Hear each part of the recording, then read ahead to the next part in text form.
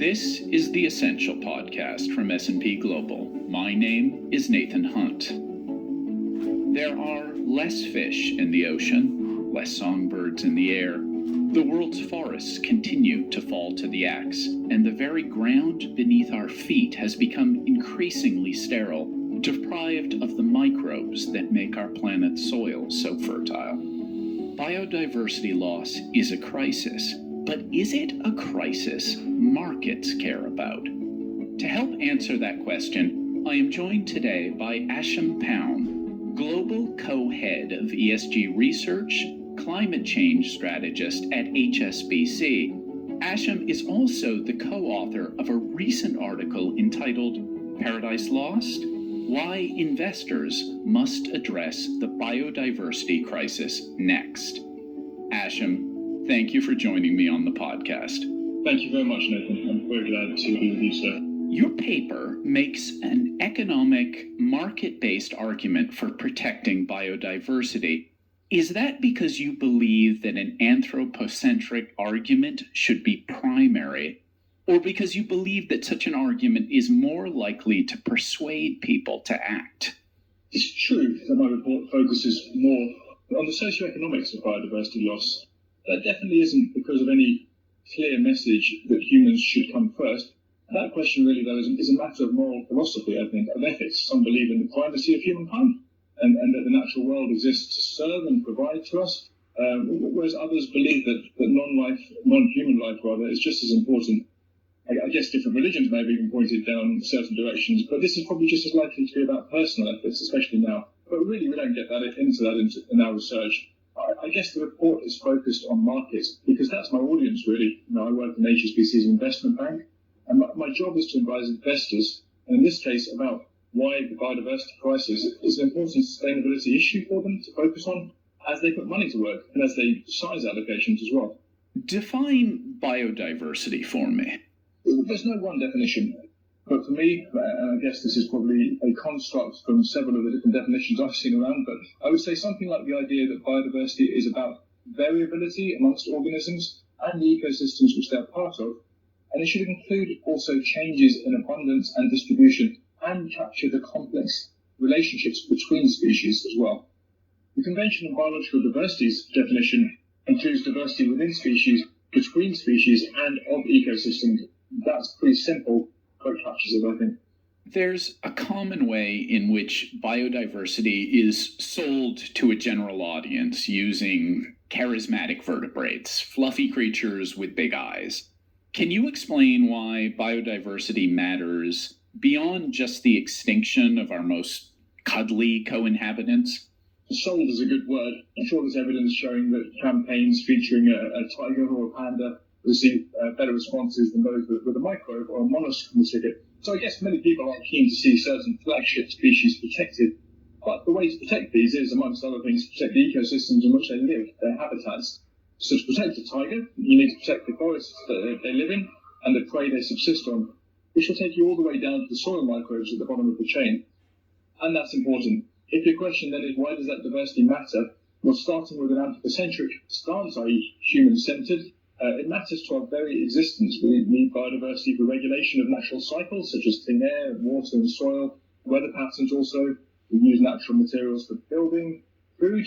Production of over 75% of global food crops relies on animal pollination. In the US, due to decreasing natural pollination, farmers are already paying hundreds of millions of dollars per year for pollination services, which they've effectively lost. We need biodiversity for energy, materials, and also for medicines. Around 70% of cancer drugs are either organic or derived from natural products. And we're finding new ones kind of all the time. And so fluffy animals with big eyes may help to mobilize efforts and capital, but biodiversity is essential for humankind. Your article says that investors must address this biodiversity crisis next. Why now? What's driving that timeline? Well, that's a good question. I guess why now in terms of why this decade? Well, predominantly then it's the rate of loss. I think there's been an average 60% decline in numbers of monitored species of vertebrates between 1970 and about 2014, 5 years ago. So a 60% decline over 45 years is truly concerning. Arresting that kind of trend is going to require huge effort. a million species are threatened with extinction looking forward.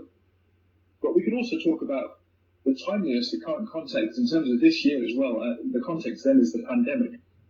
The immediate response to the coronavirus, the COVID-19 crisis, is based around social impact. It's centered on healthcare, trying to save lives and protect people from getting the virus. It's social in focus.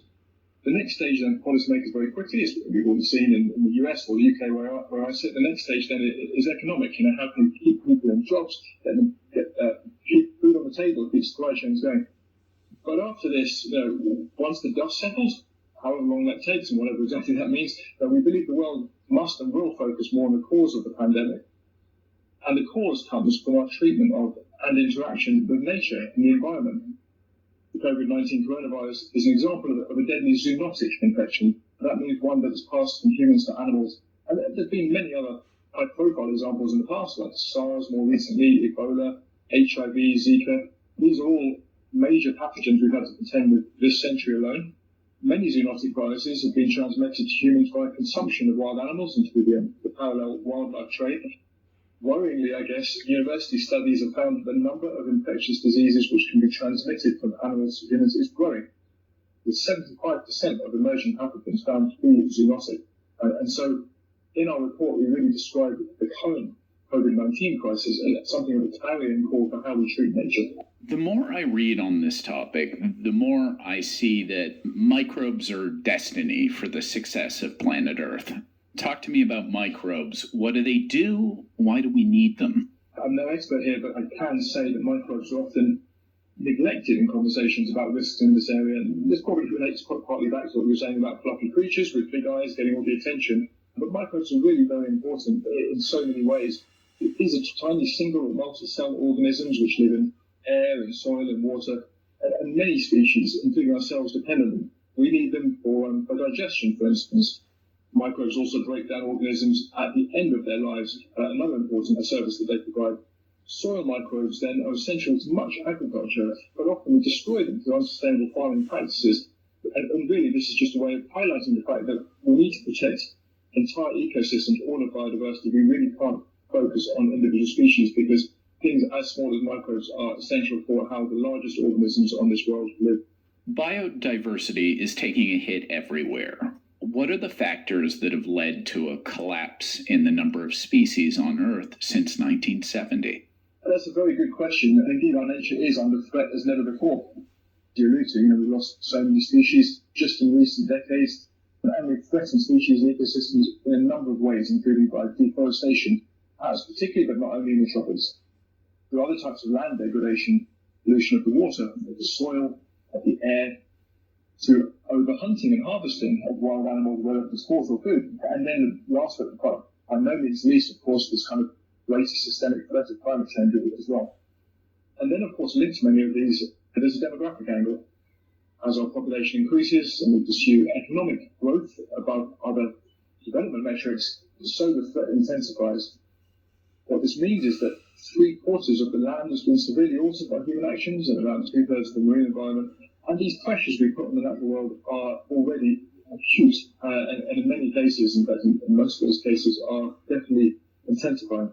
Let's assume we do nothing to prevent further biodiversity loss for whatever reason. Maybe it's a tragedy of the horizon situation and we just don't realize this is important until it's too late. What would be the cost in dollars for doing nothing, and what factors would lead to those costs? In economic terms, the World Wildlife Fund estimates the cost of inaction on ecosystem decline at around $10 trillion over 2011 to 2050. Those costs of inaction will come as we lose the economic benefits which we get from biodiversity. And these are some of the things like clean water, pollution mitigation, basic materials for building or for food, pollination, ecotourism as well, for that matter. The list is really very long indeed.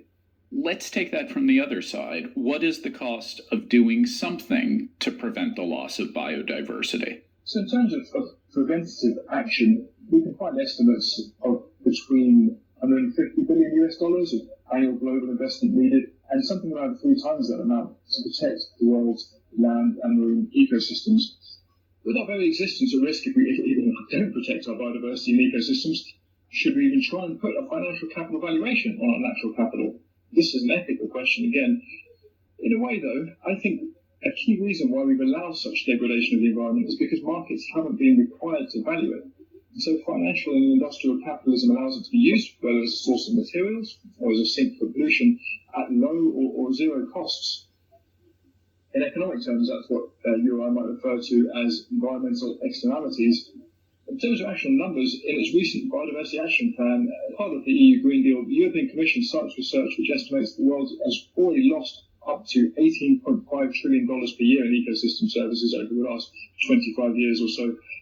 And that's just owing to changes in land cover, another 10 trillion in land degradation. And these costs come principally via things like reduced crop yield, but also through areas like loss of protection against flooding and other disasters.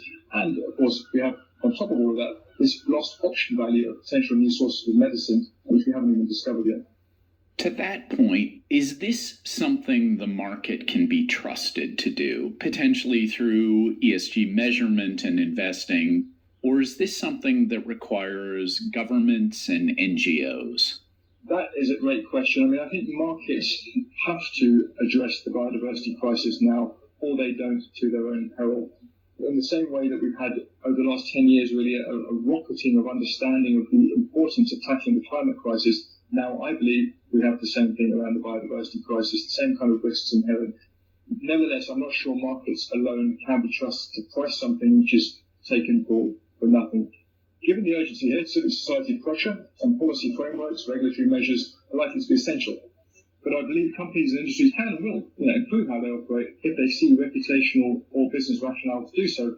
And so ESG-focused investors, this emergent and very fast-growing ESG industry, if we can call it that, can play a very key role here in taking the arguments to issuers.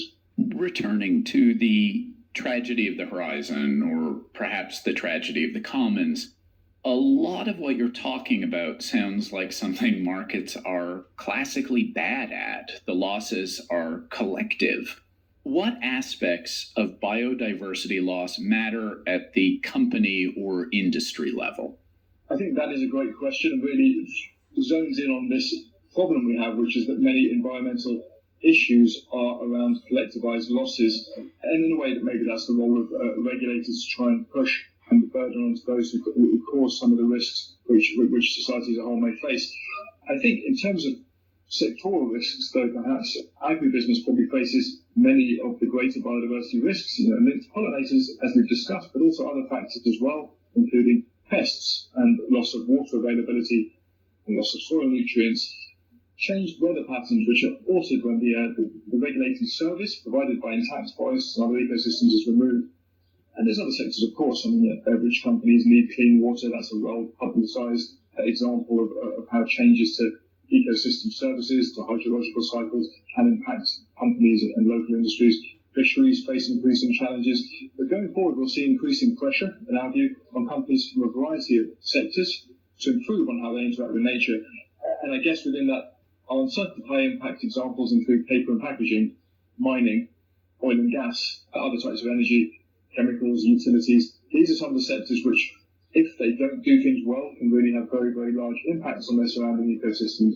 Let's say I care about these issues as an investor. Maybe I'm a values investor, or maybe I believe biodiversity loss is about to have a material impact on my portfolio. What can I do to protect biodiversity? So there are several steps that we think can be taken. Indeed, this is how we kind of bring together many of the arguments in our report. Firstly, we think that investors should continue in the process and debate around developing appropriate measurement and valuation methods for biodiversity ecosystems. There's no doubt measuring biodiversity is very complex. We discussed that in a little bit of detail, but it's very, very heterogeneous. It's different in a way to greenhouse gas emissions and climate change, but we have a single kind of dominant metric, which is CO2 equivalent, and that's allowed us to understand what's causing the risk and what the costs of that are. If you have a block of coal, you know how much energy is in that, how much energy or how much power you can generate from it. You also know how much carbon is in that, the cost you paid, you know if there's a carbon price applicable. And then on the other side, you know how much it's going to cost to build the alternative, a solar panel. And so we have, because of this single metric of CO2 equivalent, the ability to bring down much of the climate change debate to a much more simplified format to deal with. We don't have something equivalent for biodiversity, but we need it. Markets struggle without data, and so for significant market response to the biodiversity crisis, development of robust metrics and methodologies is essential. We can see this happening, or at least we can see this debate happening, and investors are already playing a role in driving the thinking forward. In the last few months, when I've spoken with our global client base, I've seen, I think, particularly in France and in the Netherlands, we've seen investors working with companies on calculating and delivering reliable data on risks and impacts. So that's the first area, really. It's around measuring in a robust way the risk in a way which is comparable and disclosable for companies. Second main area is in investment selection. Investors pick companies which perform better on relevant environmental metrics and those which produce products in biodiversity positive ways, even ideally, and perhaps produce biodiversity relevant technologies as well. We show in our note that portfolios of such companies have outperformed global equities since 2012. So this isn't about impact investment at that kind of level. It's really about mainstream investment potentially even outperformance. Impact investments are important. I mean, these are investments which target broader sustainable development returns, you could say. It remains a pretty small asset class, but we think investors increasingly wish to meet a broader strategy for addressing biodiversity crises or the biodiversity crisis with some allocations to impact strategies. Green and sustainability bonds are probably another option for investors, with some issuances already allocating at least part of the capital raised towards biodiversity projects. The final part of the answer really is to talk about those basic building blocks of responsible investment: active voting, engagement with companies, and disclosure on ESG activities. I've been reading a lot lately about so-called rewilding projects. When you look at projects like that, which seem committed to reintroducing biodiversity into areas with large human populations, do you see a reason for hope? I've just got back from holiday, Nathan, in the south of France, and in the village where I was staying, up above the house, you could see during the morning in particular, groups of vultures soaring, very large frequent vultures, useful to see, and those have been reintroduced to the area and have done well, apparently. I was reading about it online, and they're living on many mountain tops in the area now. And so you can see that rewilding can be successful. In the UK where I live, we've had a few examples already of successful reintroductions and of individual species, and there's many more planned. I'm aware of some of those projects in the Netherlands as well. So where ecosystems are still able to support species which have perhaps been removed through overhunting, let's say, then there may be very strong reasons for reintroducing them, and they may enable an ecosystem to become more healthy by playing the role which they always used to play, wherever that is within the kind of the food chain, you could say. I think what gets more complicated there, Nathan, is in entirely restoring entire ecosystems, because, again, I was talking about a very large species which I can see above me, but other species will have been lost from that ecosystem as well. So to return the ecosystem to its natural and historic elements and to get all the services which people require from it can be much more complex and can require many, many species, and to restore that interaction between species is a very big challenge. So to kind of answer your question fully, I think that there's a very real and exciting role for rewilding. If we're talking about restoring ecosystems to their historic state, then yes, I definitely support that. I think there's perhaps a slight danger that people will rest on the idea that even if we destroy ecosystems, we have this ability to restore them to what they once were. That may not always be the case. Thank you for listening to the Essential Podcast from S&P Global. For more research and insights from Ashim and his team, please visit research.hsbc.com.